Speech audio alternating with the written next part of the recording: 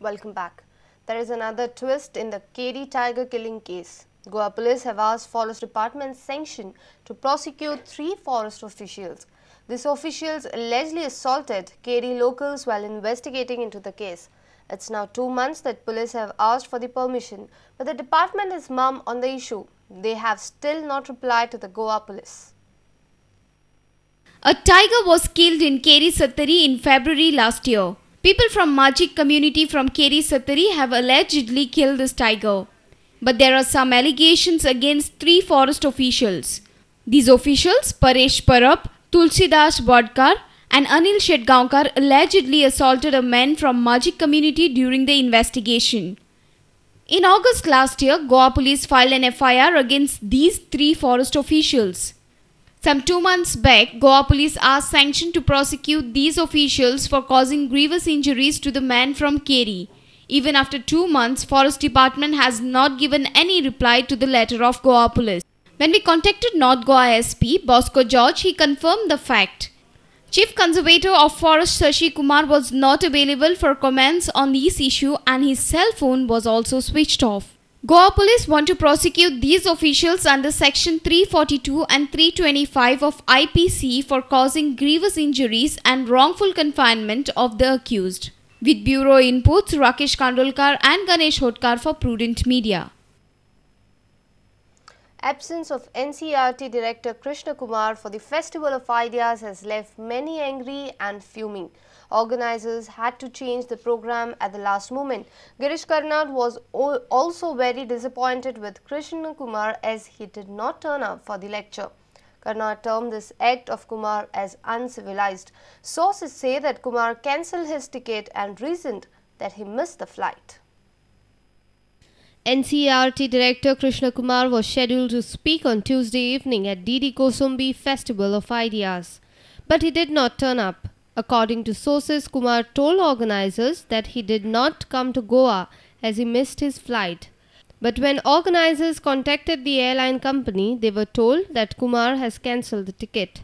Sources say he even refused to board next flight to Goa. So organizers had to arrange a panel discussion at the festival venue. Girish Karnad, who had spoken at the festival on Monday, also participated in the discussion. Karnad was furious with Krishna Kumar. This is how he expressed his anger. Education begins not only for education has to go down not just to the students.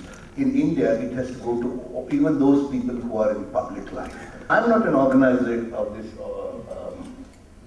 evening here, and therefore I should probably not get as upset as the organizers do. But I do feel upset because I stayed out to listen to them. I think it is the courtesy he owed me, and he owed all of you to turn up and speak to you, because it was announced and he knew last evening that it was announced and that you would all turn up.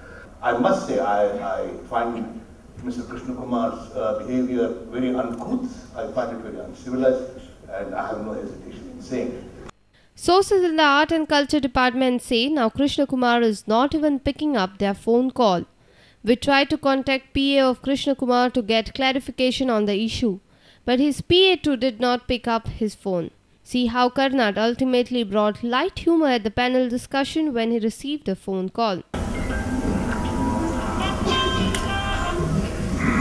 It's not Krishna Kumar. With bureau inputs, Rakesh Kandolkar and video journalist Ganesh Hotkar for Prudent Media. PWD Minister Churchill Alamau has informed that 60% of land acquisition process of National Highway from Patra Devi to Kankon is completed. 70% of the land acquisition of NH4 is also done. Churchill Alamau briefed media on Wednesday. He had a meeting with Central Transport Minister Kamal Nath on 5th of February. He informed 60% of land acquisition for National Highway 17 from Patra Devi to Kankon is over. Entire land acquisition will be completed by March.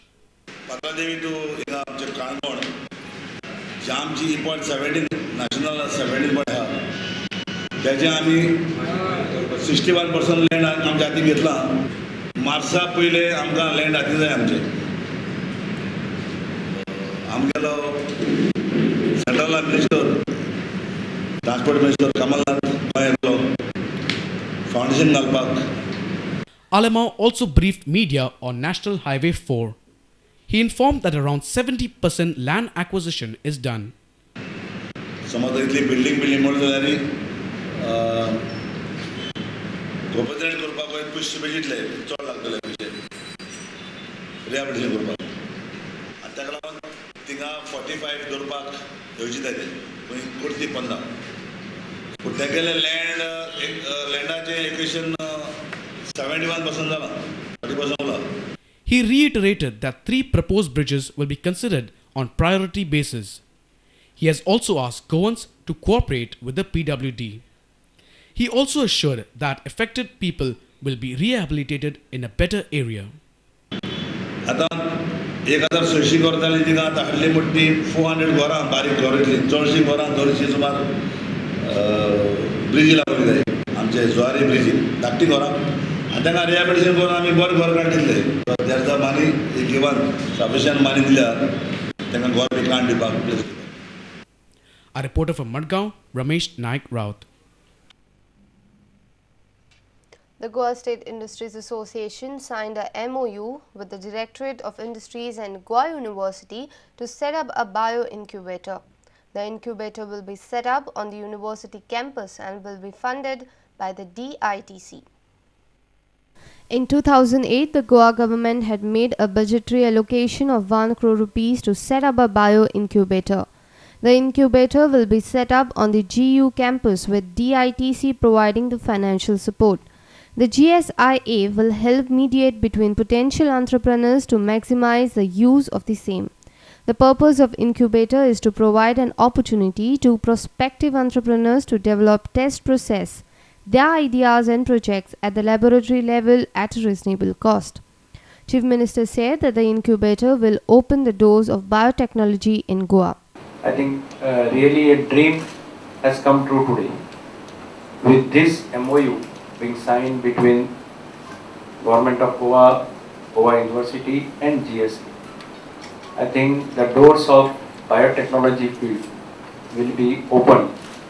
We will be able to initiate lots of things in this particular field, which today everybody believes that this is going to be the future in the country.